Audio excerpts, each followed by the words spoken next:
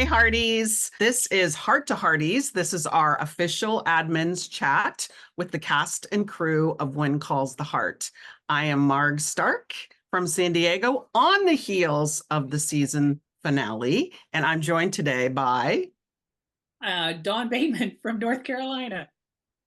And we're especially happy to have with us today the very esteemed showrunner of When Calls the Heart, Lindsay Sturman, and our co-creator and executive producer, Brian Bird. Thank you both. Welcome. Love it. Thank you for having us.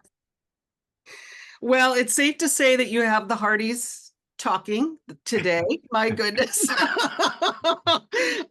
We were smiling, we were crying, we were guessing, and then we were using swear words that are definitely not sassafras. Was that the intent? I think the intent was a lot of drama and a lot of wrap up and a lot of heart, but I'm glad that it landed. Oh, it landed. It landed. Oh, definitely. Goodness. Yes. No, we have a lot to cover, so we're going to jump right in. There was just so much beauty, and there were really multiple cliffhangers. So we want to, of course, speculate on season 12. But before we get into it, many Hearties do say that this was one of the best seasons ever. Well done. Laura Faye Harris of Lynchburg, Virginia said, amazing how When Calls the Heart just keeps getting better and better. Thank you for giving us so much joy. Thank you, guys. Wow. So Jen Hebink of Maple Grove, Minnesota wonders, what are the two of you most proud of in season 11? Lindsay, you go first, showrunner. Okay. I'll be your wingman.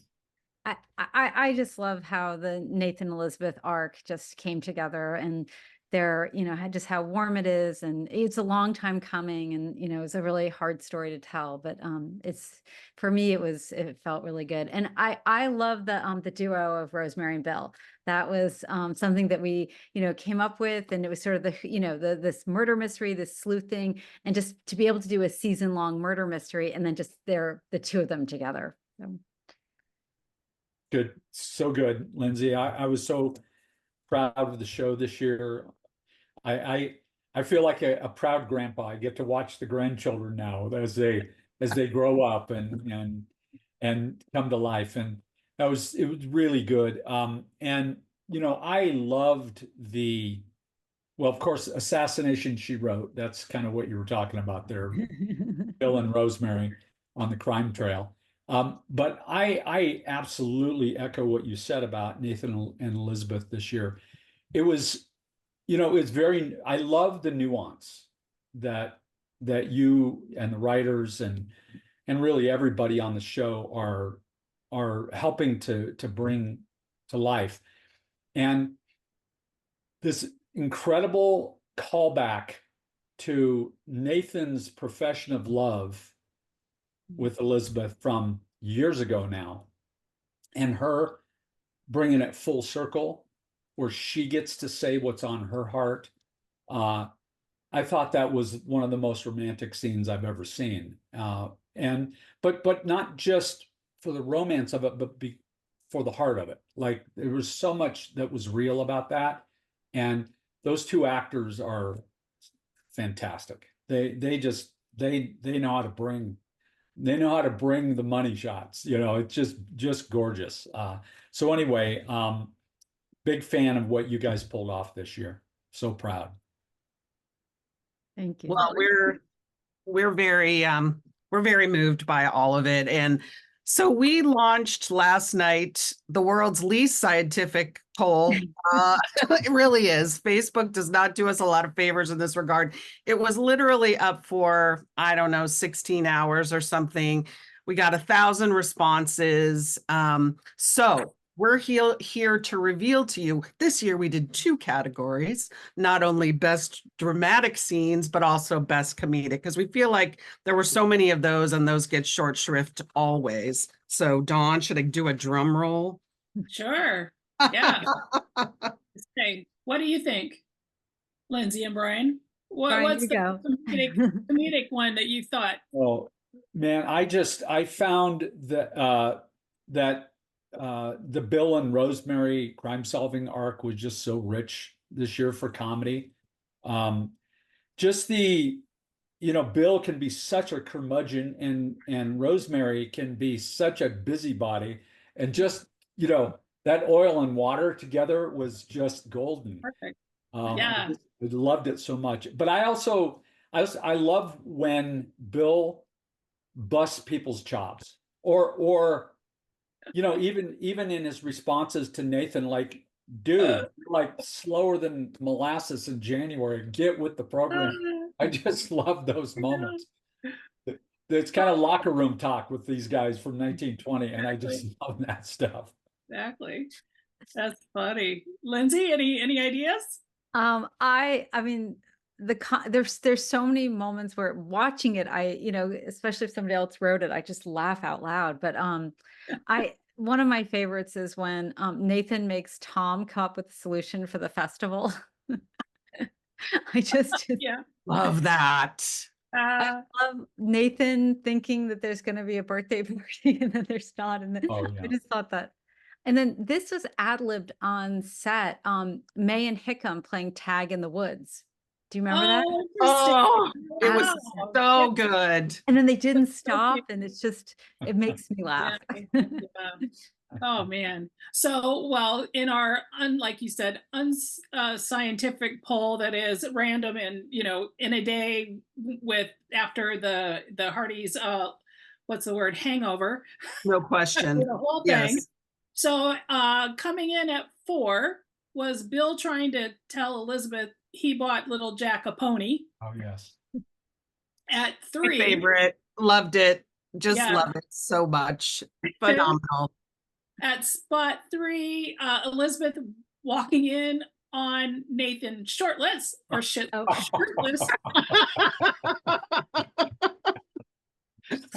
Okay. But what we call the slice of beefcake. Exactly.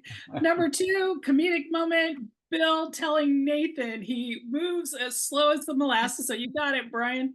And then number 1, Rosemary yelling at Bill in the street and using the expletive sassafras.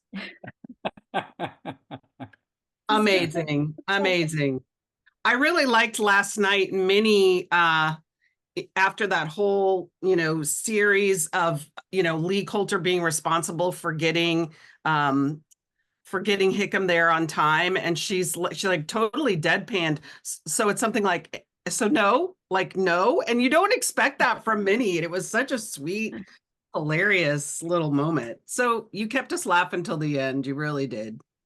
Not to mention Nathan going, this was a fun game. This is a really fun game. This sharing secrets thing. That was great. Was that in the script or was that ad-libbed?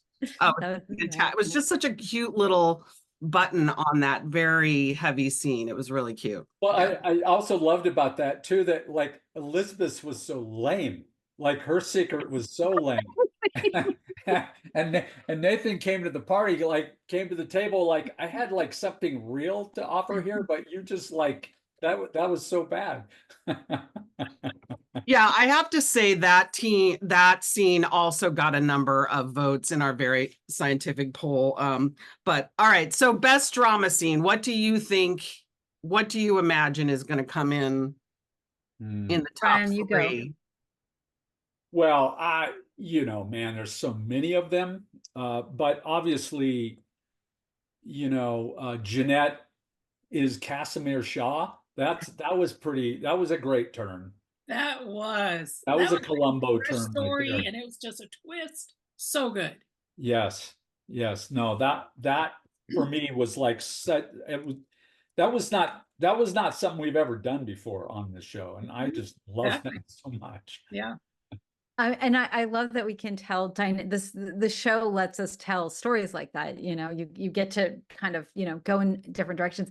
And I think Elizabeth and Nathan, professing their love would be, in terms of drama, or maybe that's just romance, but I thought the whole, but of course well,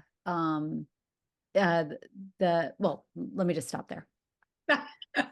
There's so many. I know. So At number 3, you got it. The intercut scenes of Rosemary and Lucas realizing that Jeanette was Shaw. I mean, it was brilliant writing. It was brilliant direction. We understand it was the last scene shot of the, during the season. I mean, it's mind-blowingly good twist, the whole thing. It was fantastic. Number 2, Nathan and Allie at breakfast after they get home from Granville. I mean, Jada and Kevin, insane performances. And then perhaps not a surprise, by a landslide, Elizabeth declaring her love for Nathan and their first kiss. So yeah, some amazing that piece of dialogue for Elizabeth was so beautifully written, Lindsay. I mean, I actually memed it like this is a piece of dialogue that is one of the best we've ever done in 11 seasons. And so just very powerful. And I guess, you guys all get to take credit for that as the writing team. I know there was only one person on the script, but I know how this works. It's a team sport in that writing room. Yeah. Yeah, I mean, the other moment that I just was so blown away is when Allie's at the prison and her dad won't see her. I just found that. And there's just so many small moments when they're walking away and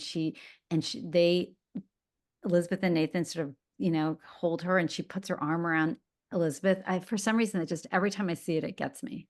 Yeah. Yeah. There were several really close runner-ups. The secret sharing scene, which we talked about, the moment Faith learned that she was going to have Lily stay with her, the porch swing talk between Henry and Joseph, which was stunning. And then also Lucas taking the gun away from the tearful Jeanette. I mean, just, so nuanced, all of them featuring our cast phenomenally. I mean, just their performances were really spectacular. So bar none, for sure. Well, last episode was called Anything for Love and was written by one of our favorites, Beth Stewart, and directed by Peter DeLuise. And so the Mike and May's gorgeous wedding, the tradition of collecting the bride, very beautiful Chinese touches. Can you tell us more about executing that particular episode for those scenes? Yeah, Beth did a ton of research and as well as working with Amanda, and there was a cultural consultant so that they could also get the history right. And this, I just think it's incredible. Like there's only certain dyes that existed, colors that existed back then. So this is specific red. So they matched the red, they matched the fabric that was available. So, I mean, there was just so many wonderful, touches because I think everybody just got so excited and cared so much. And then there was, that you had the traditional wedding cake because, production really wanted to make sure that like we see, that these two cultures are coming together. And then by putting the red and the double happiness, it's sort of, you could marry these two cultures. So everything was really intentional. Oh, it's gorgeous. So lovely. Yeah. I have to say the drums coming down the street, all the guys banging the drums. It was moving to me. It was just so moving to me that that's what this town is about, right? It's like this town is all about supporting one another. And it just reminds me so much of what I wish we had more of just in our real world, is like people like helping each other in that way, like banding together.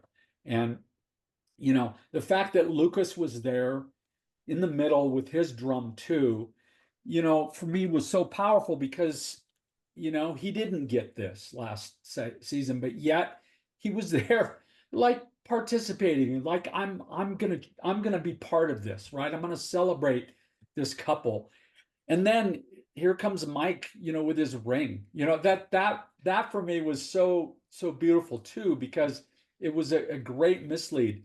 We think he's off trying to find, May's brother, and he was, but it was also about that ring too, right? Because he felt like such a schmuck for not like having a ring when he proposed. So anyway, just a beautiful rich cultural tapestry, that you guys created there. It was beautiful. Yeah, it was so lovely. So there's a lot of cliffhangers last night. That's just not one. There's several, but we are going to go to probably the lesser of them, which is with the kids, because the kids are getting older. And I'm thinking we will probably anticipate some of them graduating. So, do you know how many kids will be graduating this next year? I know Emily would probably be there. Angela, who else? We do know, and it's going to be a big part of season 12. So I think on this one, Whoa! people have to tune in. Spoilers. Oh man. Okay, that's kind of exciting, actually. We did a Um, lot of math. okay. I bet. Well, I was gonna say we don't have Hearty ship right now, so that you can do like what's the confidential or whatever we Yeah, had. hit, miss, or classified was our game all season. That's Yeah, it. There you yeah, go. that's classified. Absolutely, But absolutely. it's not a surprise that when Opal and Emily are growing up, our two little baby girls who like been part of the show for so long, that now we have Lily in town, which is I like know. so cool. Precious. And so I love that, you know, we continue to have these kids grow up and become adults in their lives. It's so powerful. Yeah. Well, talk about Lily, now little Jack, they are kind of a good pairing for, some comedic things. But the idea that little Jack will probably be in school soon, or maybe next year. So, and, my experience, I was in my mom's third grade classroom. So I kind of understand what's going on, but even not that kind of young.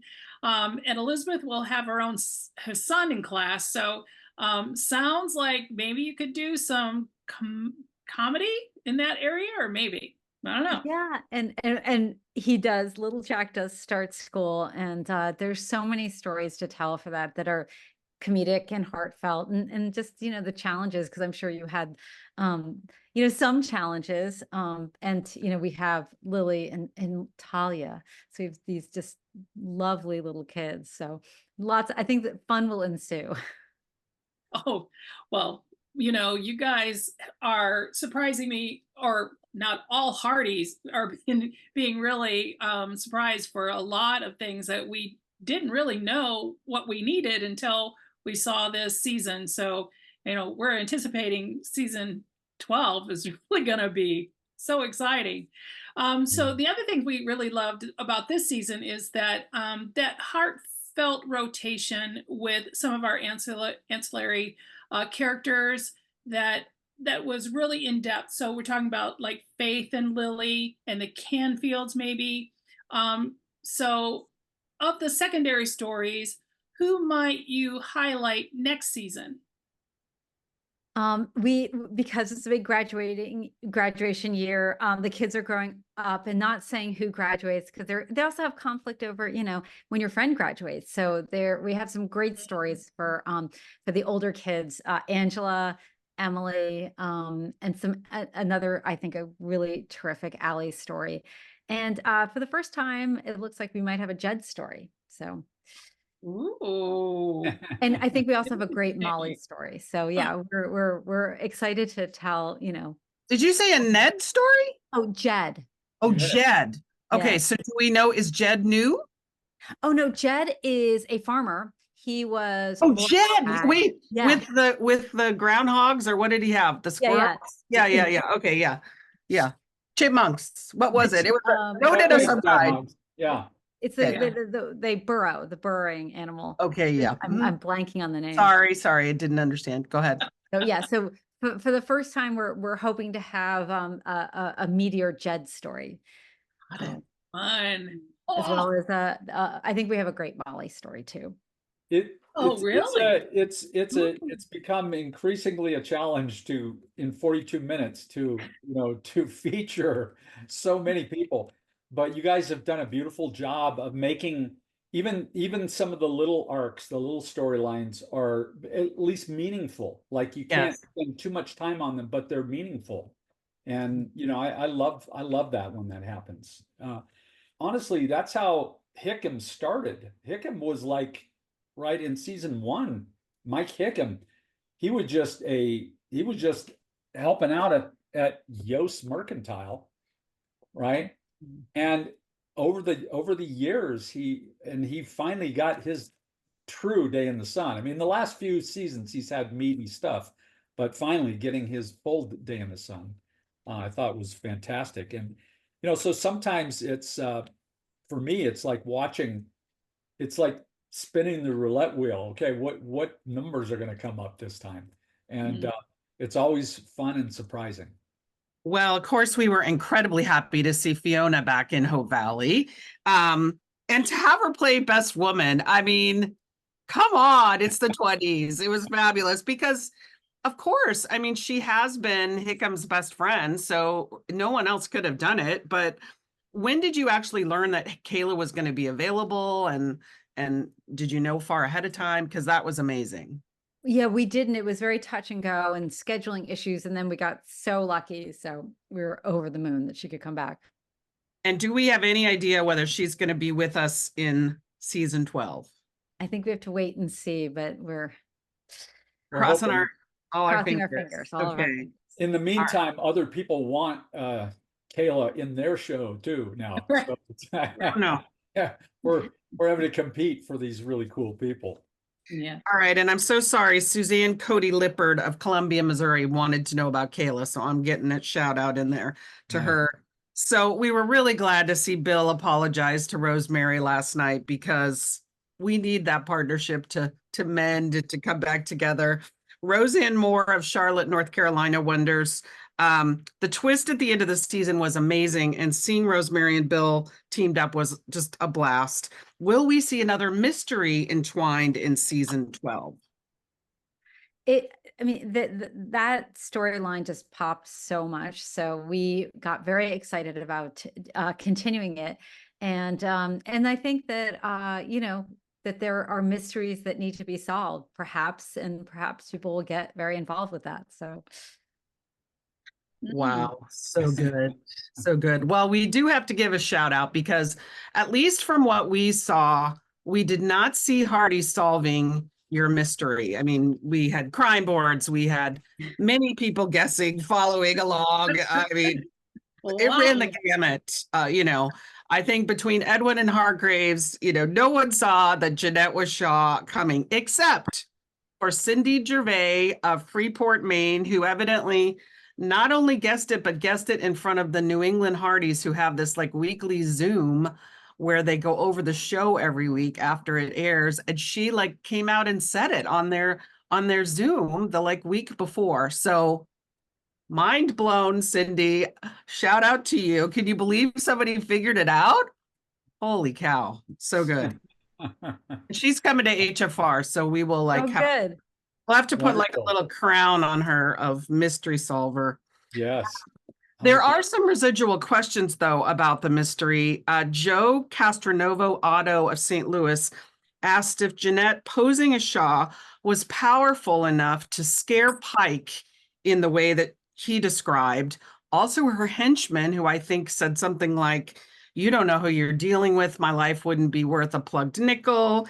And then we knew that, from Pike, that even the Mounties were afraid of him. So really, Jeanette had that much, posing as Shaw, she had that much power and that much control. Yes, and that was, we figured that out right at the beginning, and she was a legend in the show, right? Because we knew who, this character, and there's so many moments where, where we touch the, when Lucas is yelling at her, and so we wanted to surprise the audience. And we actually created a clue trail right at the beginning. And a couple of us had written on, like Paul Redford had written on Suits. So, you create like the puzzle, right? And then you unfold it. So, and we wanted it to be a surprise. So the surprise was, the widow Jeanette, who she was, and then turn that card over to surprise. But there is, you always want to put a few breadcrumbs so it feels like it's both inevitable but a surprise. So there were not a lot. So the fact that that Cindy got that is, because there were not a lot of clues in there. I was gonna say, so impressive for sure. And I'll say Wow. that the Shaw, the name Shaw came from Robert Shaw, who's the bad guy who plays the bad Oh, guy with Sting. that's great. Oh, Great that's Robert Shaw. awesome. Wow. So Lucas had a lot of stuff in season 11. I mean, that story arc was really all consuming, but at the end, he was not really able to, that story didn't get a good bow after it. So he had all of his problems still kind of there. And so talk about the idea that Lucas is questioning his own judgment last night. Well, we love the character Lucas because he has so much history and complexity. And you get to, New Orleans, Jeanette, you get we always call it the fish money, the money that came with him. Like we haven't even told that story. So, and Right. he's also now, he's, this governor. And one of the things I've also written on some superhero shows, and the mark of a hero is how much they can take, how much you throw at them. And I think Lucas is really a hero. And so when we do it with love because we think he's so strong, and we just keep watching him get stronger. And I think that being able to have the wisdom to question yourself, but then really come out on top. And I think that is Lucas's, as he just becomes wiser and stronger. So yeah, I mean, we see it as a hero's journey, but and we do it with a lot of love because we love the character. Yeah, there's and the just a actor so lot much. that he had to deal with, and there's a lot of chatter in the Facebook page and other, even X, and about Lucas and the whole cliffhanger about like he's going to go to Capital City because he wants to be a governor. And so I mean that's one question. So Christy Stevens Holland of Oxford, Mississippi, sorry, wants to know if Chris is back in season 12 and the show and on the show for the full season. Absolutely. Yes. And we actually expanded our set in Capital City so we can do more with it. Oh, But Chris interesting. is one of our leads and he will absolutely be back. And we can't wait to tell those stories.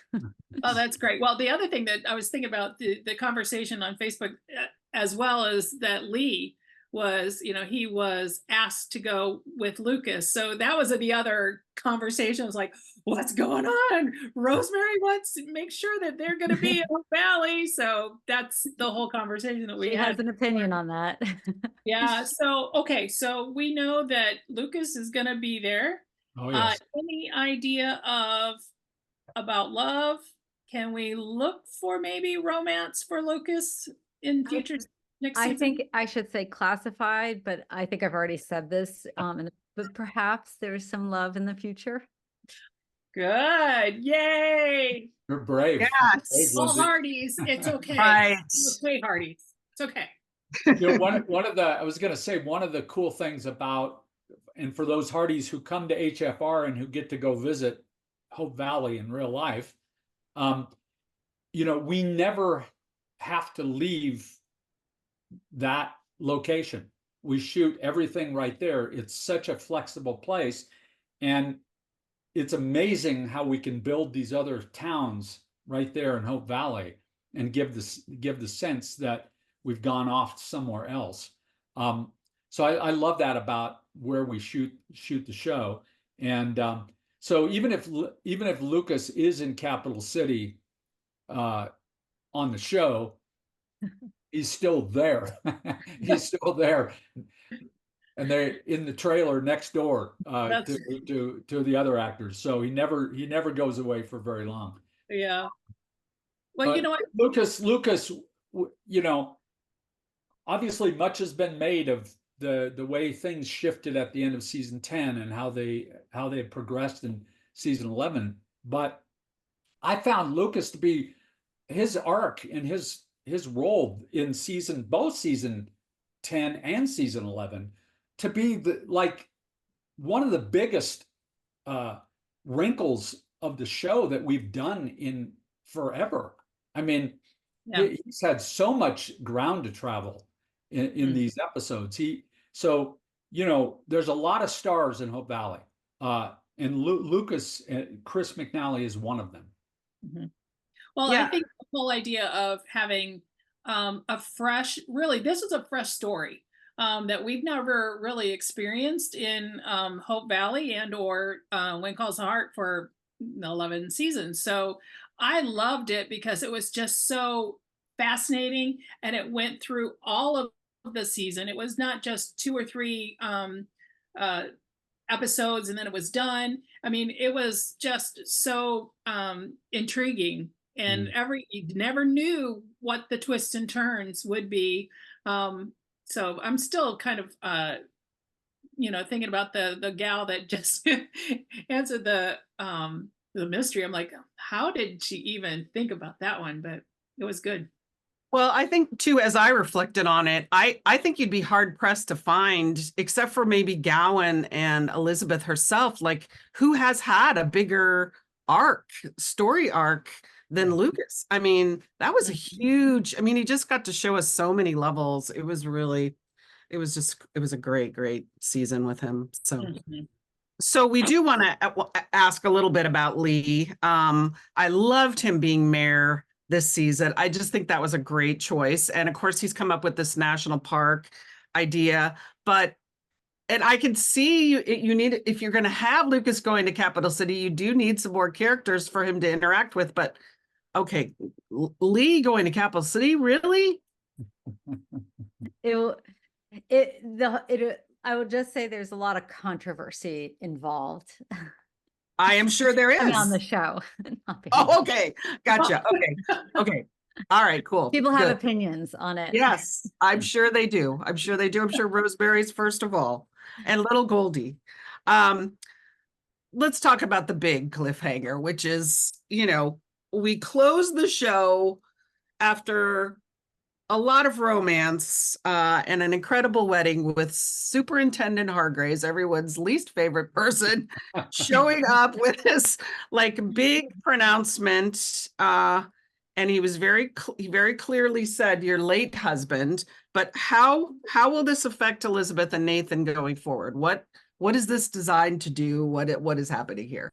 Well, Jack is, a huge part of Elizabeth's life and obviously little Jack's life. And I think we wanted to keep alive, with this huge change, to really keep alive that, that this is her past and this is something that both of them have to grapple with. So, and, obviously Hargraves is coming in with some important information that will lead to some real challenges that Elizabeth and Nathan can work through together. So, well, Hallmark, splashing the Christmas movie premiere, the little teaser with Dan Lissing, got our hearts aflutter. So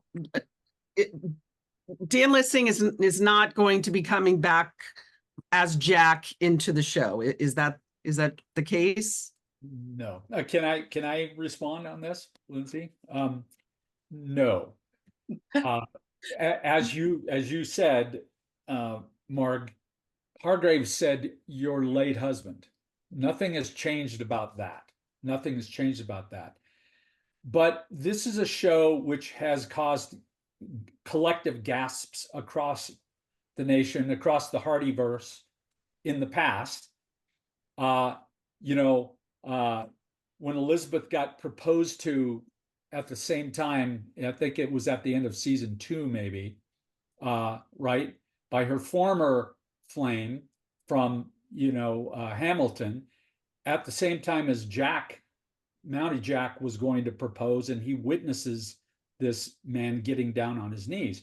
There were videos that were posted all over social media of people gasping, like they were showing themselves gasping watching this cliffhanger. Well, for me, we love to tease people, right? And it's not meant to cause, consternation, cause people to have, palpitations, heart palpitations. But this is what good shows do. They create talking points for their fans that can go on for a while after the end of a season. And when we have, roughly a year between when people get to watch When Calls the Heart, our goal is to keep them percolating about what's coming. So, when we do these cliffhangers, do they always end up how people, think? Do they always end up in what they predict? Rarely. Rarely does that happen. But as Lindsay said, Jack is a huge part of Hope Valley. Jack's memory is a huge part of Hope Valley. Jack's presence in Elizabeth's life and in little Jack's life, or what he represents for little Jack, are very important, never to forget. We never will forget Jack Thornton. He's always going to be at the center of any relationship that Elizabeth has in the future. And Nathan is connected to that as well, right? There's shared story history. So well done, Lindsay and team. Keeping people percolating and thinking about what could be coming. That's what we're supposed to do on this show. It's what we do best. Yeah, it felt like after the slow burn of this whole season that you guys just like made up for it last night with just this smattering of kisses. But then we had that really beautiful talk, and it's really what you're saying, Brian, is they went right to the heart of the matter, which in these secrets, with them peeling back the layers. And I have a hard time even articulating the question because I don't want to say another Mountie in Elizabeth's life, because that's not who Nathan is. He's Nathan. But there are going to be these overtones. There's this stuff they've got to yes. Yeah, untangle here. So why was that such an important conversation for last night? I mean, I think that we've, a lot of people have been really waiting for this relationship to sort of, to take root, and we wanted to give everybody a glimpse of the future, but also, there's a lot coming, and take it slow, because there is complications. There's, there are different stages. They're not young newlyweds. They're different stages. So I think a lot of the storytelling is sort of reflecting who they are and their state of mind. Beautiful. Yeah, it was a gorgeous scene, and I just felt like it was a great way to end the season with them really connecting about it, and taking us again a few steps beyond just that initial first kiss and declaration of love. Heather Hood of Minneapolis wrote some really beautiful reflections, very long, on the Facebook page, probably too long for me to get into, but her whole what she was saying was like, neither Nathan or Elizabeth in that secret scene, they couldn't have said those things to each other 3 years ago or 6, however long, that Nathan, when he first came to town, was not somebody who could really articulate his feelings in that way. And Elizabeth still had to go through this grief and this, journey dealing with her fear and her PTSD and all of that to get to that place. Talk to us about that this long journey took us to where they can now say these things to each other and have the potential for a much deeper love. I'm so glad that she said that, because I think we feel the exact same way, the writers, is that it's been a slow burn, and they've both grown so much. And I don't even, it's one of those things where it's like life that, people grow, and these characters grew organically with, 10 million small decisions by, of course, the writers and the production and the actors, but also just, it's sort of in so many ways, they say sometimes TV writes itself. Like it's the subconscious writer. It's that the story is unfolding, and sometimes I feel like we're just shepherding what's already there. But Brian, do you have thoughts on this? Yeah, no, I look, it took us 5 years to get to Elizabeth and Jack getting married. So I'm not saying, people are going to have to wait for 5 years for Nathan and Elizabeth, if that's where the relationship is headed. Where's my watch? Yes. but as is the case in our lives, the pursuit is sometimes more powerful than the destination. Sometimes there's more to unpack. There's more, even like we've said, some of that nuance. Elizabeth referring to not wanting to be dominated by her fears, not moving forward into a relationship based on, or not moving forward based on fear. And that's what she had to realize about herself, really, through the whole Lucas chapter in her life. Just like in our real lives, like sometimes we make decisions based on the wrong motives or the wrong intent. And we realize in hindsight that maybe it was not the correct decision for the moment. Well, that takes time. Sometimes those lessons take time. And rather than rush those things, I think the show has always operated best, really, taking these big storylines a step at a time and not moving too fast, because that's honestly how real people react and live. And we have always wanted, and Lindsay and the team have so lived up to everything Michael and I could have ever hoped for this far into the life of a show, of creating real living, breathing human beings in Hope Valley that the Hearties love and identify with.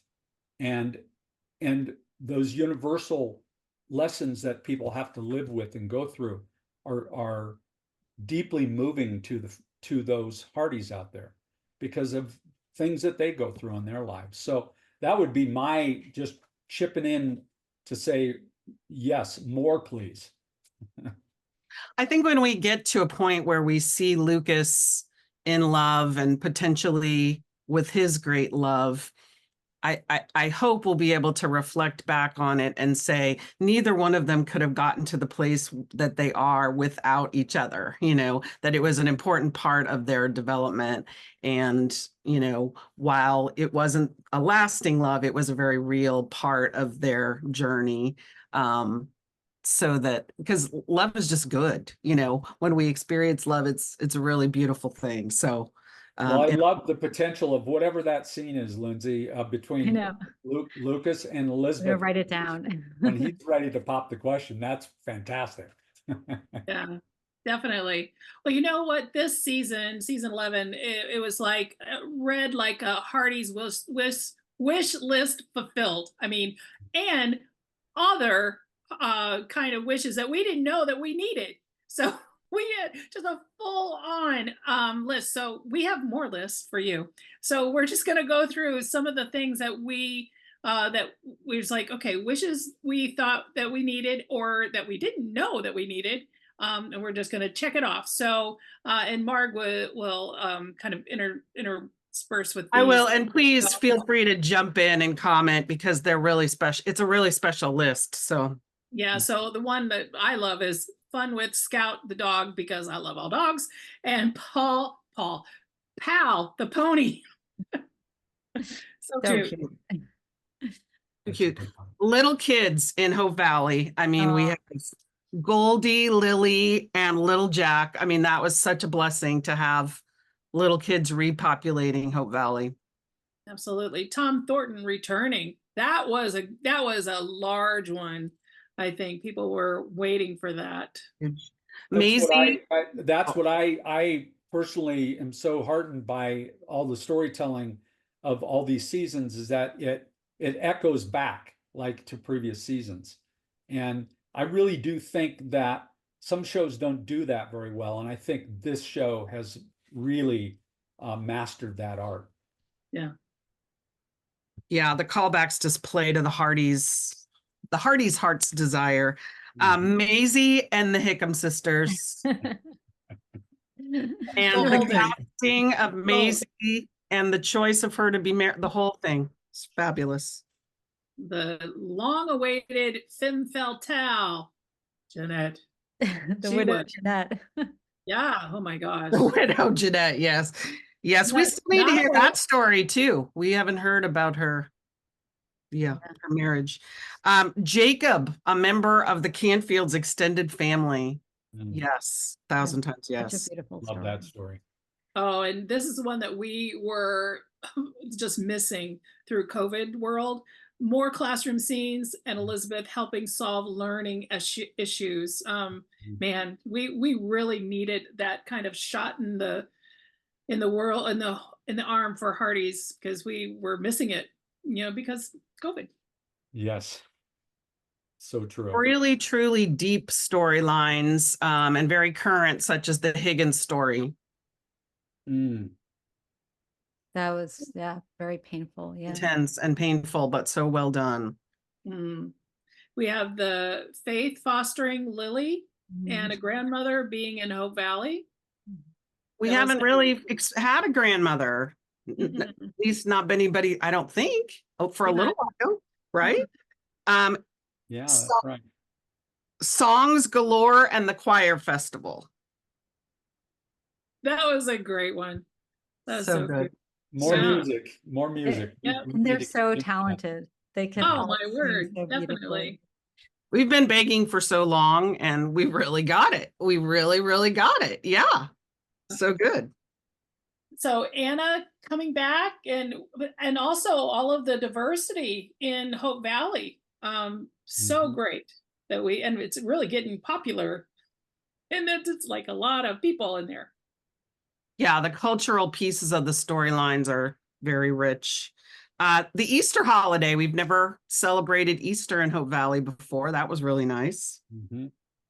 One of my favorites, the cinematic angles on Hope Valley. The directors have, stepped up. I mean, just the idea with the mystery and with Lucas and, the camera angles. I mean, it was really always intriguing. Yeah, But those film noir flashbacks, but also just seeing parts of Hope Valley that, I mean, we've been there for a gazillion years, but there's pieces of it that, or ways that we hadn't seen it before. So that was super cool. yeah, That was. yeah. Mountie action and leaping off of the balcony. That was another, what's going on? Perfectly placed hay wagons. Exactly. So Yes. convenient. So It convenient. happens. Suspend belief. It's all good. A mystery through line, all on Who Shot Lucas. That was so fun to write. Yeah. And now, drum roll. There have been big shows on television, big giant, like 100-episode shows that lived and breathed on the Who Shot Somebody. That's right. Well, even when we had a conversation with Viv we were asking about a song that would represent the season, and he said the thing Dallas in Dallas. song. Yeah. Yeah. Yes. It's funny. Yes. It's funny. So another favorite for me, the duo of Rosemary and Bill. Perfect. Love that. Yeah. I mean, just like May and Hickam, the duo we never knew we needed, amazing. Truly thrilling acting performances. I mean, you just gave the actors so much to sink their teeth into. Chris, Jada, Kevin, Aaron, Andrea, Viv, Billy. I mean, the list goes on and on. It was, yeah. Wow. incredible Speak to talent. the performances because it really was quite a season. I mean, I've never seen a cast this just incredible, and as Brian was saying, bringing back people from the past who just, I've just never seen such an incredible cast, and what's incredible, what's so lucky as a writer is that as you sort of try new things, like they can do anything. So you're writing to these just incredible performers who can just take everything we write just further and further. Yeah, just such a, Yeah, couldn't agree more. forgive me. Yeah, couldn't agree more that our cast has learned how to just feed each other. Like it's so clear to me because I'm watching more from the outside now. I don't get to be on set that often these days. And when you see it all cut together, you can see how they're helping each other. They're giving each other. And this is a cast that also shows up even when they're off camera. Like when the camera's on somebody else in the scene, the other actor gives it their all, even though they're not on camera. And that's not always the case on every show. These people love each other. It's community, it's family. And it's clear that they love spending time together. definitely. It is Yeah. clear. It is clear. And then for these guest performers to come in to this cast, and it's so clear that the actors make it a safe place for them too, and the directors, because their performances also just shown this season, you know, whether it was Maisie or Edwin or Higgins or Jeanette. I mean, they all contributed in such a massive way. So truly great. Yeah. Awesome. Well, and we just went through the whole season 11. I don't even know what you have up your sleeve for season 12. I mean, What's truly, if left? this is the bar, I don't know how. So, but Hearties still have more lists for 12. So, because Lots. We have a few more. We have a few more little things. Yeah. Can you guess what those might be? What might still be on their list? just shot in the dark. I'm trying to think of what, I mean, I'm sure more I love. know what's on their list. I'm not sure they're going to get everything they want, but Okay, well, starting with maybe a wedding and a blended family at some point. Is that in the cards in the future I ever? think that's all classified for now. Season 15. Yeah, one of the most popular ones last night was, or over the last several days was, you know, acknowledging that there can't be a Christmas movie. They would really love to see Christmas in Hope Valley sometime. That would be and if you can resolve Jack's Land, just for the Facebook admins alone, if we can know what happened to Jack's Land, Okay. it comes up very frequently. So we would love to know. I think it got eminent domained by Oh no. Oh no. Oh no. All right, but seriously, to circle back to what Dawn asked, how could you possibly top it? What? Well, I want to help Lindsay here by not having her have to take classified you know, the Fifth Amendment here. I have heard what's up her sleeve. Okay? And I am really excited for season 12, personally. Very excited. And I'm an easy crier. Like, I don't know why, but I just have always been an easy sucker for heartfelt stories. And when she pitched it to Michael and me, we both were having a hard time talking. So that's how I want to set up season 12. Oh my goodness. My, oh my, oh my. Oh, that's a whole other post, people. I'm gonna, wow. Boom. I mean, that is good job, Brian. Yeah, You know? so more Kleenex is going to be required, is what you're saying. Definitely. Unbelievable. But heartfelt. Yeah. Yes. Oh my goodness. Always with an ending that, you know, I feel like that's Hope Valley. Like Hope Valley always catches you. It doesn't, there's always going to be a good ending. Yeah. Always. Brian. I didn't know that. Experienced that for a long time. So, oh man. Okay, I'm so excited. You know what? We only have a year and a half. I don't know. We don't know. Yeah, right. I don't know. Like that, you know. We don't have a slot yet, right? Presumably. Exactly. Okay. But we're gonna hope for less. Definitely. But we want to hear, because we are writing right now, we want to hear what the Hearties want. So you know, tell us now, but always, you know, let me know when you hear that, you know, what people want. Okay, we'll keep making our lists, though you've checked off many of those. So well, you never know when we post something today or when this chat goes out, people are like in the YouTube channel. I'll read watch the comments. All right. I'll start making their lists. Yes. Well, you know what? This has been such a great time. You know, so exceptionally grateful for you guys, to you both, Brian, for championing this show. I mean, for a long time, we are so grateful. And then Lindsay, I mean, I can't imagine. I can't imagine, like, you're in the middle of the writing for the next season, and Takes away. it was just like, oh my gosh. I mean, but I just wanted you to know that Hearties love you and how you are kind of intriguing the idea of Hope Valley in a new fresh way. Yeah, we're so grateful for that as well. So thank you so much for you guys and your time today. Well, thank you guys for inviting us, and I will say this: we're going to honor the writers of When Calls the Heart at the next Hearties family reunion. You guys, I'm sure, have heard about that.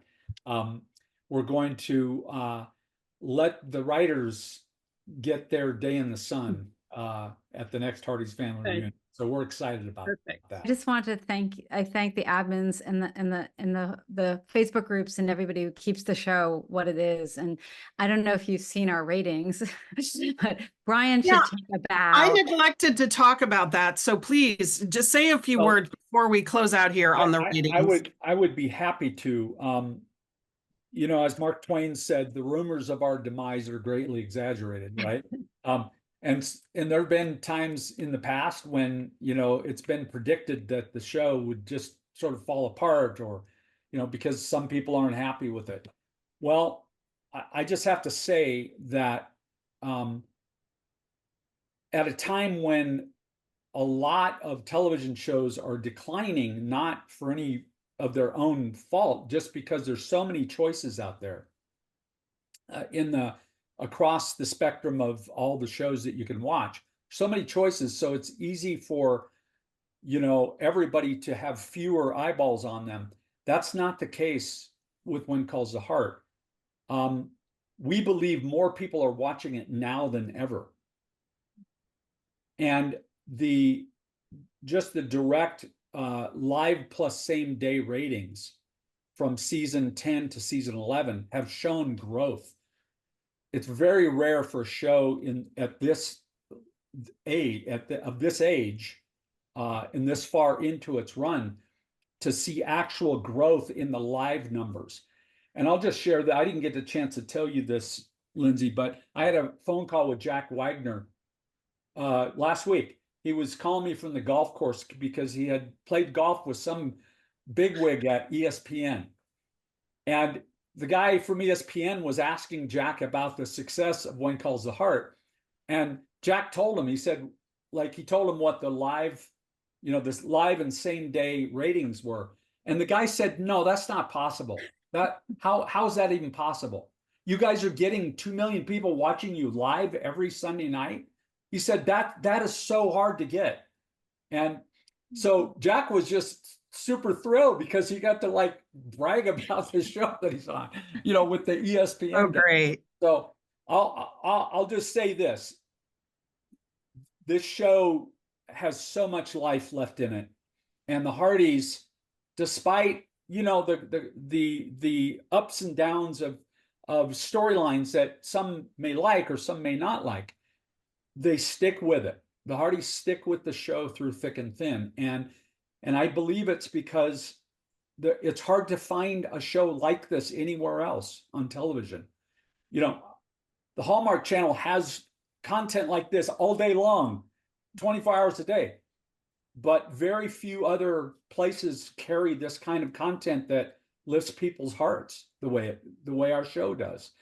And so we're thrilled. We love that the Hallmark Channel has been our biggest fan through 11 seasons and now going into 12 seasons. And we will keep doing it as long as they want us to do it. So thank you, Hearties. Oh, love that.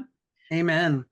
Oh, we just wanted to say thank you. Marg and I are really so blessed with our colleagues in the admin group for the Facebook page and the Instagram page. And this kind of Heart to Hearties cannot be in existence without all of their support. So we just wanted to do a shout out for all of our admins that support us throughout this whole, especially this season. It has been, you know, we've been delivering almost I know every week. 30. I counted 30 of them since January. So it's Yeah, so much work. Right, good for you as guys. volunteers, you know, amateur editors and amateur, all of us. So a Yeah, lot. so definitely. And then also Hearties, as a community, I just wanted to address you all. I'm always at Hearties. I mean, from season 1, some people are Hearties at season 3. Some people are Netflix Hearties.